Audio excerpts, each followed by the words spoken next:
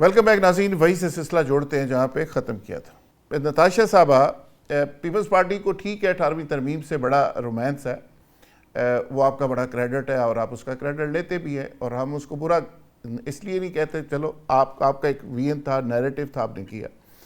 बाकी जितनी आइन के अंदर जो चीज़ें लिखी हुई हैं, जैसे ब्रेस्टर साहब से मैं पूछ रहा था, 1 से 28 तक बेसिक बुनियादी राइट से रिलेटेड जितनी शिकें हैं, किसी एक जगह मुझे बता दें सूबे में एक्सरसाइज हो रही हूँ।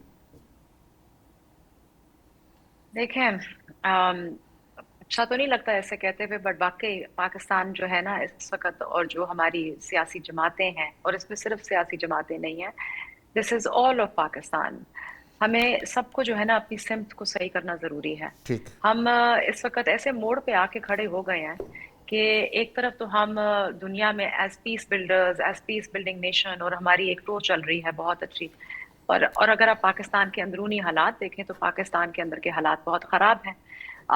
जो डिवाइड है अमीर से गरीब का, वो बढ़ता जा रहा है। जो मिडिल क्लास है वो आपकी ख़त्म होती जा रही है। हमारी पॉलिसीज़ पे दुरुस्तगी लाने की ज़रूरत है, सिर्फ हमारी पॉलिसीज़ नहीं, अब पूरे निज़ाम की पॉलिसीज़ की मैं बात करती हूँ।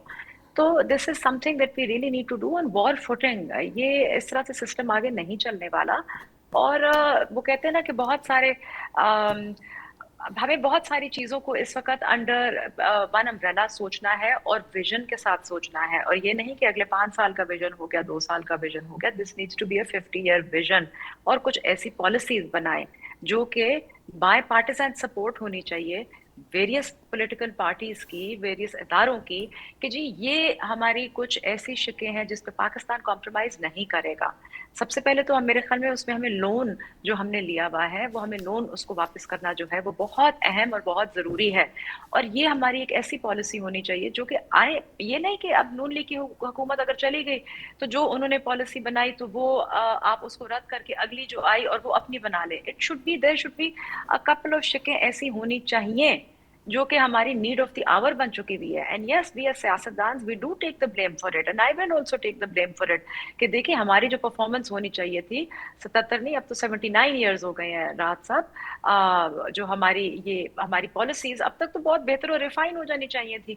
पर हम बातें क्या कर रहे हैं, वही कि जो आपके पिछले 50 साल से हमें जो प्रॉब्लम्स दरकरार हैं, हम उन्हीं अच्छा प्रॉब्लम्स में जो है मैडम हम वो मैडम उलझे हुए हैं। मैं छोटे सा एक सिर्फ चाहूँगा आपके सामने एक चीज़ रखना।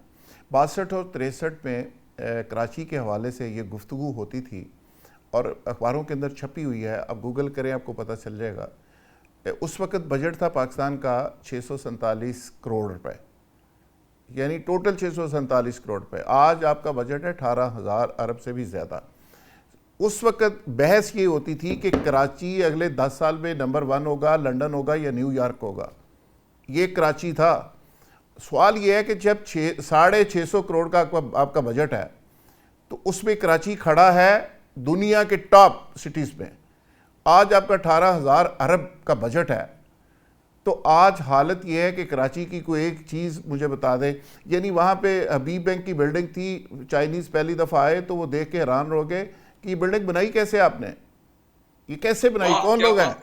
वहाँ पे कराची को दुनिया से लोग देखने के लिए आते थे और दुबई शबई की तो औकात ही कोई नहीं थी। इस सवाल तरह ये है तो कि आप हम कहें कि आगे जाने की बजाय हम नताशा बीबी पीछे की तरफ क्यों आ रहे हैं, वाई? हम बिल्कुल पीछे की तरफ आ रहे हैं। आप बिल्कुल ठीक कह रहे हैं। और जिस तरह आपने बात की, मैं तो पीआईए की भी बात करूंगी। PIA used to be one of the world class leading airlines in the world, and look where it is standing today.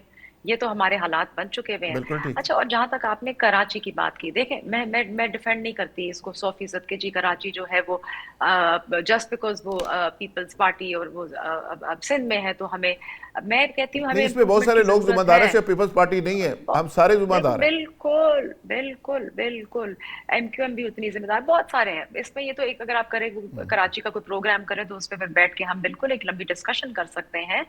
But हमें काम करने की जरूरत है, कराची के ऊपर बिल्कुल काम करने की जरूरत है। कराची जो है वो अपना बहुत सारा शेयर जो है वो फेडरल को भी देता है। कराची की इस पोजिशनिंग ऐसी है, कराची जो है वो आप कह लें कि वहां पे एमक्यूएम का भी फाइनेंशियल राज हब रहा है। है। पाकिस्तान पीपल्स पार्टी और एमक्यूएम जो है फाइनेंशियल हब है, बिल्कुल। उस सारे चक्कर के बावजूद, उस सारी चीज के बावजूद, आज भी पाकिस्तान का एक एक बंदा आपको कराची के अंदर माइग्रेट होके मिलेगा। آپ دیکھ لیں کراچی کے اندر آپ کو جی بی کا بھی وہ انسان مل جائے گا، آپ کو وہاں سے کشمیر سے بھی لوگ مل جائیں گے، آپ کو پشاور کے لوگ بھی کراچی میں ملیں گے، وہ سارے پھر بھی کراچی آتے ہیں، وہ سارے پھر بھی کراچی چوز کرتے ہیں. obviously Karachi has something to offer them. سو یہ نہیں ہے کہ بالکل آپ کراچی کو رد کر دیں اور آپ کراچی کو بالکل زیرو کر دیں. کراچی کے یس مسئلے مسائل ہیں جیسے باقی صوبوں کی طرح، اور ہمیں بہتری کی ضرورت ہے اور ہمیں کرنی چاہیے. اور اب جیسے مجھے لگتا ہے کہ under the chairman the leadership of chairman Bilawal Bhutto Zardari اب کراچی کے جو ہے حالات وہ بہتر ہو رہے ہیں، کراچی کے انفراسٹرکچر میں بہتری آ رہی ہے، اور انشاءاللہ گیو اٹ سم ٹائم اور اس میں اور بہتری آئے گی. پرگیر صاحب، آج فواد چودھری کا میں سٹیٹمنٹ دیکھ رہا تھا، وہ کہتے ہیں زرداری اور نواز شریف کی موجودگی میں ملک ترقی نہیں کر سکتا. یہ پرانا ایک نیریٹو ہے. سوال یہ ہے کہ یہ دونوں پارٹیز تو ریلیونٹ ہیں، اقتدار میں بھی بیٹھی ہوئی ہیں. اگر آپ صرف یہ بات کر کے فلاں کے بغیر ملک نہیں چل سکتا اور فلاں کے ساتھ نہیں چل سکتا، یہ کب تک ہم وقت گزاریں گے؟ کوئی پرماننٹ سلوشن سارے معاملے کا کیا ہے؟ اور ایک ایسے وقت میں کہ آج سہیل آفریدی صاحب الٹیمیٹم دے رہے ہیں کہ 27 ستمبر کو اسلام آباد آ رہے ہیں. یہ کیا ماحول بن رہا ہے کہ آپ کا گھر ہاؤس ان آرڈر نہ ہو تو باہر سے کوئی پیسے لے کے آئے؟ ابھی آپ نے کہا کہ لاکھوں لوگ باہر چلے گئے، $1 بلین دبئی چلا گیا. وہ ان کی معلومات اپنی جگہ ہے، انہوں نے کوئی لیگل چیزیں یا ڈاکومنٹڈ شاید بات کی ہے نقوی صاحب نے. اتنا پیسہ دبئی گیا ہے کہ جس کا شمار نہیں. اپنا برگیڈ صاحب جو بات انہوں نے کہی ہے اس سے 3 گنا زیادہ گیا ہے. تو یہ سلسلہ کب رکے گا؟ ایک بنیادی پاکستان میں جو ہے وہ مسئلہ ہے جو حل نہیں ہو رہا، وہ ویو میں آتا ہے لیکن رزلٹ اس کا اینڈ میں ٹھیک نہیں نکلتا، ریورس ہو جاتا ہے. میں بات کروں پاکستان میں احتساب کا نظام. دیکھیں جنرل مشرف نے ٹھیک ہے ڈیولیوشن پلان کیا، وہ ساری چیزیں امپلیمنٹ ہوئی بڑی نیک ایمانداری کے ساتھ. وہ آگے یہ پارٹیز جب آئیں 2008 میں جمہوریت بحال ہوئی تو اس وقت جو کہا جاتا تھا تو انہوں نے سارا ڈیولیوشن پلان کو رول بیک کر دیا کہ جی وہ ایک آمر تھا، ڈکٹیٹر تھا، اس کا پلان ہم نہیں چلنے دیں گے. تو رول سب کچھ رول بیک ہو گیا جو لوکل گورنمنٹ کا نظام، لوکل باڈیز کا نظام آیا. بات ہو رہی ہے احتساب کی. بھائی جو لوگ جن لوگوں کو پاکستان کے احتساب کے نظام کے تحت پکڑا گیا تھا اور اربوں خربوں سے نکالنے تھے، وہ جنرل مشرف کے این آر او نے مروا دیا میں. وہ سب کے سب لوگ جو ہیں وہ جس طرح وہ این آر ہوا ہم جانتے ہیں، جس نے ایکسٹرنل قوتیں انوالو تھی اور جناب مسلط تھی جنرل مشرف کی، این آر او مل کے وہ تمام لوگ واپس آ گئے. آج بھی وہ اقتدار میں. نمبر 1 ان لوگوں نے آ کے میں سمجھتا ہوں ذاتی طور پہ، کل بھی میں نے کہا تھا یونیورسٹی لاہور میں، انہوں نے پاکستان سے بدل لیا اور پاکستان کو یہاں تک لے آئے. نمبر 1. نمبر 2 آپ مجھے بتائیں بے نظیر انکم سپورٹ پروگرام، خربوں روپے آپ جا چکے ہیں اس کے اندر. صرف اس سال، پچھلے سال 712 ارب روپے، اس سال 835 ارب روپے.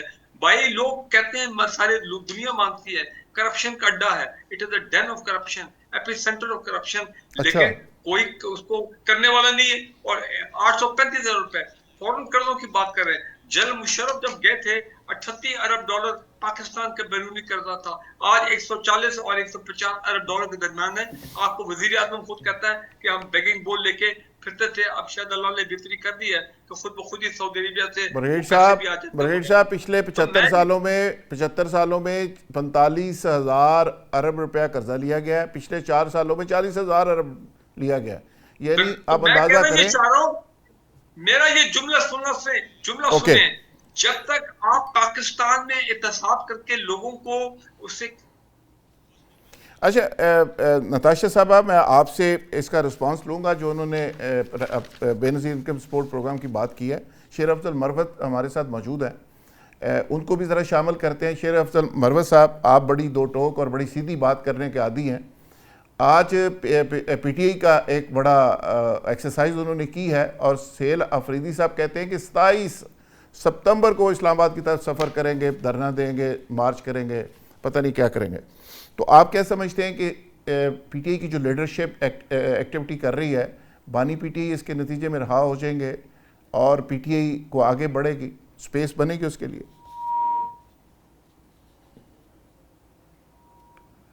مروت صاحب. نتاشا صاحبہ آپ ذرا اس کو رسپانس کرنا چاہیں مین وائل. سوال کریں. سوری نتاشا صاحبہ، جو برگیڈ صاحب نے بات کی ہے، انہوں نے کہا کہ 835 ارب روپے چلے جاتے ہیں بے نظیر انکم سپورٹ پروگرام میں. اس سے تو بڑی انڈسٹری لگ سکتی تھی, حالات بہتر ہو سکتے تھے. دیکھیں یہ بریگیڈیئر صاحب نے بہت بڑا کلیم کیا ہے, قابل احترام ہے, قابل عزت ہے, بٹ بریگیڈیئر صاحب جو ہے پھر ہمارے اس طرح کے فورمز ہیں جہاں پر سزا اور جزا کا جو ہے عمل وہ سامنے لے کر آیا جا سکتا ہے, تو آئی تھنک کہ پھر وہاں پر ان کو یہ کرنا چاہیے. اور میرے تو خیال میں کہ یہ اس طرح کے کلیم کرنا یہ ہماری اس چیز کو نقصان دیتے ہیں. اور اگر کوئی ایسی بات ہے تو پھر آئی تھنک وہ تو کہہ رہے کرپشن کا گاڑا ہے, یہ سارا پروگرام کرپشن کا گاڑا ہے. پھر اس کا طریقہ ہے نا رادہ کہ ہم بلیم گیم ایک دوسرے کے اوپر کریں نا. There are authorities, there are institutions where one can go, اور وہاں جا کے آپ اپنی جو ہے موقف بیان کر سکتے ہیں. میں ایک ایگزامپل دے دوں, سن لیں میری بات.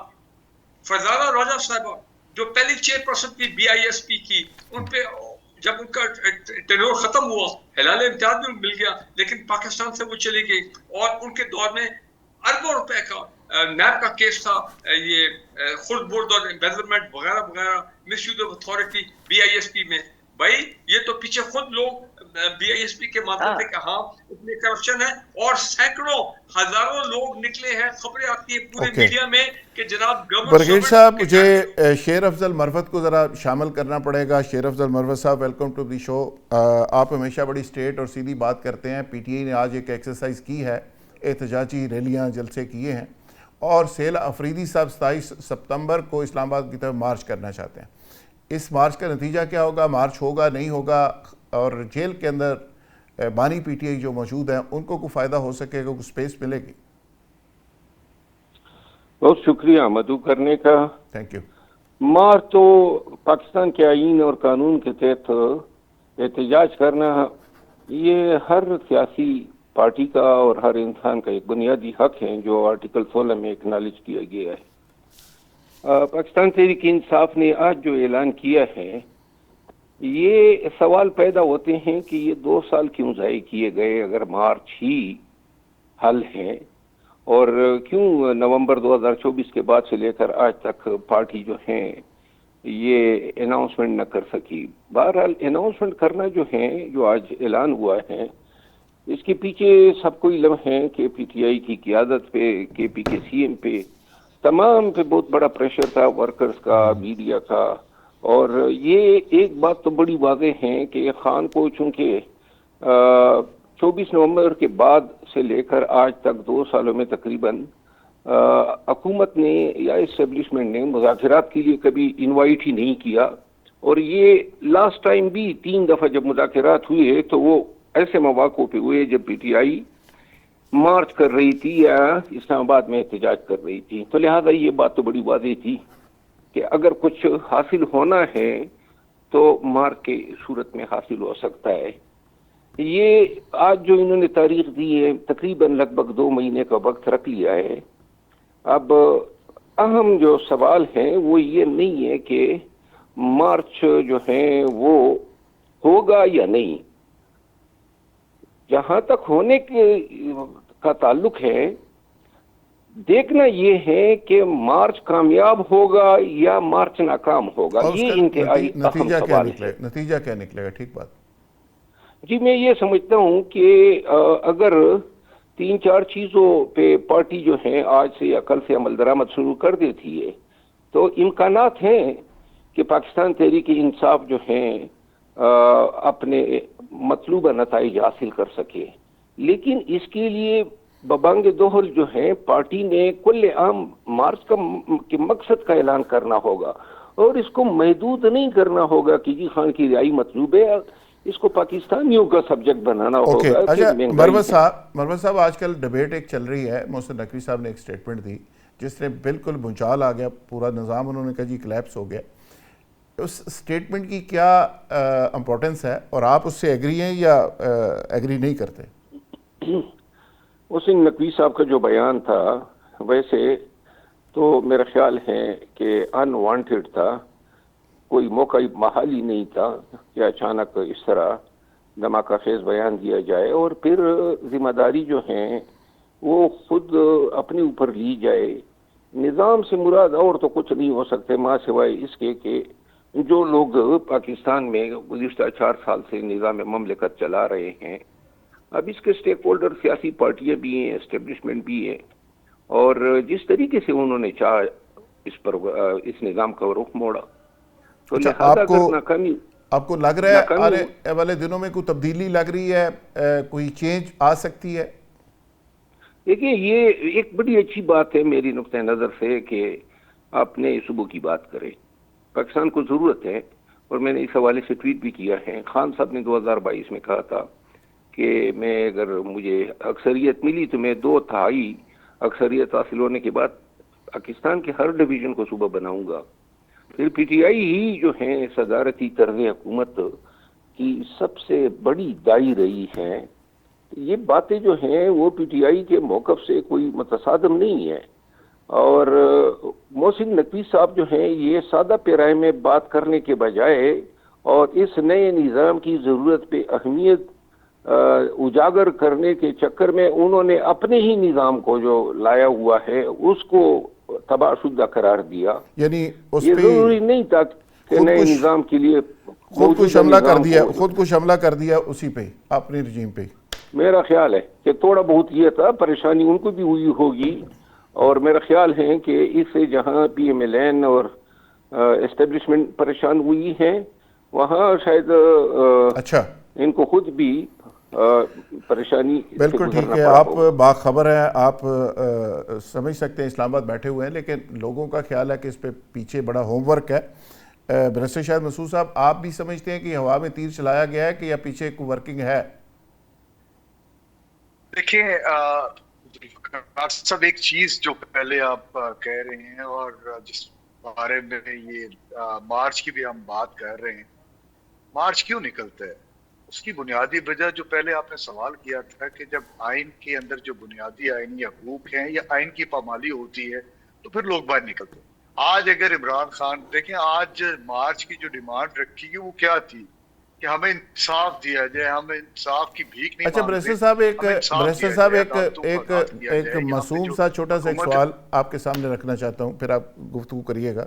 پاکستان کی 70 سالہ تاریخ میں کوئی ایک مارچ، کوئی ایک تحریک آپ بتا دیں کہ جس کو پیچھے کامیاب کرنے والے عوامل اس کے ساتھ نہ ہوں اور اپنے زور پہ وہ کامیاب ہو گئی ہو، تو آپ کیا ایکسرسائز کر رہے ہیں؟ دیکھیں یہ بھی پاکستان کی تاریخ کا ایک بہت بڑا المیہ رہا ہے کہ یہاں پہ ہمیشہ اسٹیبلشمنٹ بیک کرتی ہے تو چیزیں آگے چلتی ہیں، اور یہیں سے وائلیشن سٹارٹ ہوتی ہے آئین کی. آئین کے اندر مجھے بتائیں اسٹیبلشمنٹ کا کوئی رول ہے؟ آج ہماری حکومت وقت بڑا زور و شور سے کہتی ہے ہائیبرڈ رجیم ہے اور بڑے اچھے طریقے سے چل رہا ہے، حالانکہ پریمبل آف دس کانسٹیٹیوشن کہتی ہیں کہ پاکستان نے چلنا ہے تو چوزن ریپرزنٹیٹیوز کے تھرو. تو اگر آج سیاستدان ہی اس بات کو کہیں کہ جی ہم اسٹیبلشمنٹ کے ساتھ مل کے اس ملک کو بڑا اچھا چلا سکتے ہیں، تو وہ تو کہہ دیا محسن نقوی صاحب نے کہ جی ہم کولیپس کر گئے. اس کا مطلب ہے کہ دونوں جو یہ سسٹم ایک، لیکن برسٹر صاحب مصیبت یہ ہے کہ ہم اسٹیبلشمنٹ کو مائنس کر کے بھی تو نہیں چلا سکتے. نتاشا بی بی، آپ کیا سمجھتے ہیں کہ محسن نقوی صاحب کا جو سٹیٹمنٹ ہے بر وقت ہے؟ کوئی لگ رہا ہے کہ اس کا نتیجہ نکلے گا؟ دیکھیں میرے خیال میں محسن نقوی صاحب نے آ کے جو میڈیا کے اوپر آ کے یہ بات کر دی، شاید ان کو میڈیا پہ ایسے بات نہیں کرنی چاہیے تھی، اور اگر ان کا یہ ایسے مائنڈ سیٹ تھا تو ان کو پارٹی کو اپنے جو ہے وہ ایک پیج پر لے کر آنا چاہیے تھا تاکہ ایک موقف جو ہے وہ آگے جاتا. پہلے ہی پاکستان جو ہے وہ کنفیوژن کا شکار بنا ہوا ہے، پہلے ہی پاکستان کے اندر انتشار پھیلا ہوا ہے، پہلے ہی پاکستان میں انریسٹ ہے، پہلے ہی پاکستان کو کوئی سمت سیدھی نظر نہیں آ رہی ہے. اس کے اوپر یہ محسن نقوی صاحب کا جو بیان آیا ہے وہ سونے پہ سہاگا ہے. ایک ٹوٹل کنفیوژن مچ چکی ہوئی ہے پاکستان میں، اور میں یہ کہتی چلوں کہ ہمیں تھوڑا سا چیزوں کو سنبھالنا چاہیے. اور جیسے کہ انہوں نے کہا کہ نظام فیل ہو چکا ہوا ہے، وہ پھر وہ اسی نظام کا حصہ ہے، تو پھر کیا وہ یہ کہہ رہے ہیں کہ ہم بھی فیل ہو چکے ہیں؟ برگیڈ صاحب، نظام کے اندر رہ کے نظام کو تبدیل کیا جا سکتا ہے. بانی پی ٹی آئی نے بھی کوشش کی، محسن نقوی صاحب بھی کوشش کر رہے ہیں کہ نظام کا حصہ بھی ہیں، کہتے ہیں نظام کلیپس بھی کر گیا ہے. تو یہ کیسے بہتر ہوگا آپ کے خیال میں؟ دیکھیں ذوالفقار راز بھائی، پہلی بات یہ ہے کہ 2014 میں جب سانحہ اے پی ایس ہوا تھا، اگر آپ کو یاد ہے، تو وہ اتنی بڑی نیشنل ٹریجڈی تھی. 145 بچے جو ہے وہ ہمارے شہید ہوئے تھے دہشت گردی کے حملے میں. تو اس کے بعد کیا ہوا، عمران خان نے اپنا دھرنا فوراً اپنا ختم کیا اسلام آباد والا، اور پوری قوم رو رہی تھی، اور تمام سٹیک ہولڈر جو ہیں establishment plus all the head of the political party جو سب اکٹھے ہوئے تھے ایک چھت میں، اور اس پہ پھر انہوں نے بڑے فیصلے کیے تھے پورے نیشنل کنسنسس کے ساتھ. ایون سپریم کورٹ نے اجازت دے دی تھی 2 سال کے لیے ملٹری کورٹس کی اور نیشنل ایکشن پلان بنا. میں کہنا یہ چاہ رہا ہوں خدا را اتنے خوفناک چیلنجز پاکستان اس وقت فیس کر رہا ہے کہ وقت آ گیا نیشنل ریکنسیلیشن کا, وقت آ گیا نیشنل ڈائیلاگ کا. نیشنل ڈائیلاگ کمیٹی بھی اس وقت ہے جو کورٹ میں گئی ہے کہ جو ان کو موقع دیا جائے کہ وہ عمران خان سے جا کے جیل میں مفاہمت کی بات کریں تاکہ معاملات جو ہیں ان کو سلجھایا جائے. میں سمجھتا ہوں تمام اسٹیک ہولڈر بیٹھے اور جو آپ نے ایک لاسٹ پروگرام میں پچھلے ہفتے بات کی تھی سب متفقہ ہو کے کنسنسس کے چارٹر آف پاکستان تیار کیے گئے. یہ نتاشا صاحب نے ایک بڑی اچھی بات کی ہے کہ بھائی ہمیں پتہ ہونا چاہیے کہ 5 سال بعد پاکستان کا کیا نظام ہوگا, 20 سال کے بعد ہمارا کیا ویژن ہے, 20 سال کے بعد کیا صورتحال ہوگی اکانومی کی, سیاست کی, گورننس کی, احتساب کی, یہ تمام چیزیں. تو میرا خیال ہے کہ چارٹر آف پاکستان کا وقت آ گیا بالکل ہے. ٹھیک ہے, اور بالکل ٹھیک ہے. محسن نقوی صاحب نے جو پوائنٹ آؤٹ کیا ہے میں تو لگ رہا ہے کہ یہ پاکستان ہم لوگ جو ہیں چارٹر آف پاکستان کی طرف جائیں گے. اور میں ایک بات بتا دوں, میں پچھلے کئی دنوں سے خبر پڑھ رہا ہوں میڈیا میں, بھائی اگر میں کہتا ہوں کہ موروثی سیاستدانوں نے پاکستان کو یرغمال بنایا ہوا ہے نظام کو, تو پھر وہ جو 30-32 IPPs ہیں جو اسی موروثی لوگوں کی ہیں, کتنے کھرب روپیہ ان کو دیے گئے کس لیے, بجلی نہ بنانے کے لیے. بالکل ٹھیک ہے. یا خدا کی قسم آپ مجھے بتائیں انہوں نے پاکستان کو یرغمال برگیٹ صاحب آپ کے اسی خوبصورت فکرے پہ, اسی نوٹ کے اوپر کہ اب چارٹر آف پاکستان کی شاید وقت آ گیا ہے, اب سب کو مل بیٹھنا پڑے گا اور چارٹر آف پاکستان کے اوپر متفق ہونا پڑے گا اگر پاکستان کو اپنے آگے بڑھانا ہے. ورنہ ٹامک ٹوئیاں تو ہم آ ہی رہے ہیں, دائرے کا سفر تو جاری ہے, اور جس کا میں نے پہلے ذکر کیا تفصیل کے ساتھ. تمام مہمانوں کا بہت شکریہ. کل انشاءاللہ نئے پروگرام کے ساتھ, نئے مہمانوں کے ساتھ دوبارہ ملاقات ہوگی. تب تک کے لیے اجازت.